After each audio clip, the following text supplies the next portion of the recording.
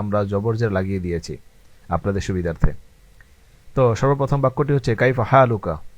এর অর্থ হচ্ছে আপনি কেমন আছেন। কাইফা হালুকা, আপনি কেমন আছেন। বিখাইরিন আলহামদুলিল্লাহ, বিখাইরিন আলহামদুলিল্লাহ, আল্লাহর প্রশংসা, আমি ভালো আছি। আলহামদুলিল্লাহ, সকল প্রশংসা আল্লাহর, বিখাইরিন, আমি ভালো আছি। শুকরান জাজিলান, শুকরান জাজিলান, আপনাকে অনেক ধন্যবাদ, আপনাকে অনেক ধন্যবাদ। থ্যাংক ইউ এই অর্থে ব্যবহৃত হয় শুকরান জাজিলান। আফওয়ান, ক্ষমা করুন। আফওয়ান, ক্ষমা করুন। আফওয়ান, ক্ষমা করুন। মাশা আল্লাহ, আল্লাহ যা চান। এটা সাধারণত কেউ কোনো কাজ করলে যেটা ভালো লাগে দেখতে বা ভালো কিছু করে ফেলেছে, তখন আমরা এই বাক্যটা বলতে পারি মাশা আল্লাহ, আল্লাহ যা চান। ইনশা আল্লাহ, আল্লাহ ইচ্ছা করলে। আমরা কোনো কাজ যখন শুরু করব, ভবিষ্যতে করব, এই কথা বলার জন্য আমরা ইনশা আল্লাহ বাক্যটি ব্যবহার করব। নিচে কিন্তু আমরা এর শাব্দিক অনুবাদ দিয়ে দিয়েছি, আল্লাহ ইচ্ছা করলে। ইনশা আল্লাহ, ইনশা আল্লাহ। এরপরে আলহামদুলিল্লাহ, সকল প্রশংসা আল্লাহর। আলহামদুলিল্লাহ, সকল প্রশংসা আল্লাহর। এক্ষেত্রে আমরা কিছু ভুল করি, সেটা হচ্ছে ইনশাআল্লাহ, আলহামদুলিল্লাহ এগুলোর ব্যবহার আমরা অনেক সময় প্যাচ লাগিয়ে দেই। আমরা যেটা করতে পারি সেটা হচ্ছে ভবিষ্যতে কোনো কাজ করার ক্ষেত্রে আমরা ইনশাআল্লাহ বলবো, আর আলহামদুলিল্লাহ বলবো যখন আমি কোনো কাজ করে ফেলেছি, আলহামদুলিল্লাহ তখন বলবো। তো আলহামদুলিল্লাহ এর অর্থ হচ্ছে আল্লাহর প্রশংসা। সুবহান আল্লাহ, আল্লাহ পবিত্র। সুবহান আল্লাহ, আল্লাহ পবিত্র। লা হাওলা ওয়ালা কুওয়াতা ইল্লা বিল্লাহ, আল্লাহ ছাড়া কোনো শক্তি ও ক্ষমতা নেই। লা হাওলা ওয়ালা কুওয়াতা ইল্লা বিল্লাহ, আল্লাহ ছাড়া কোনো শক্তি ও ক্ষমতা নেই। আল্লাহু আকবার, আল্লাহ মহান।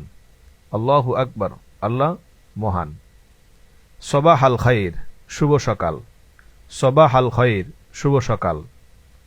সবাহ আন নূর, শুভ সকাল। সবাহ আন নূর, শুভ সকাল। দুটি আমরা শুভ সকালের জন্য ব্যবহার করতে পারি। মাসা আল খাইর, শুভ সন্ধ্যা। মাসা আল খাইর, শুভ সন্ধ্যা। মাসা আন নূর, শুভ সন্ধ্যা। মাসা আন নূর, শুভ সন্ধ্যা। এখানেও আমরা এই দুটি বাক্য শুভ সন্ধ্যার জন্য ব্যবহার করতে পারি। ইলাল লিকাই, আবার দেখা হবে। ইলাল লিকাই, আবার দেখা হবে। এটা আমাদের কথোপকথন কারোর সাথে করার পরে সর্বশেষ বাক্য এটি। যখন দুজন পৃথক হয়ে যাব তখন আমরা এই বাক্যটি ব্যবহার করব। ইলাল লিকাই, আবার দেখা হবে। ফি আমানিল্লাহ, আল্লাহ হাফেজ। ফি আমানিল্লাহ, আল্লাহ হাফেজ।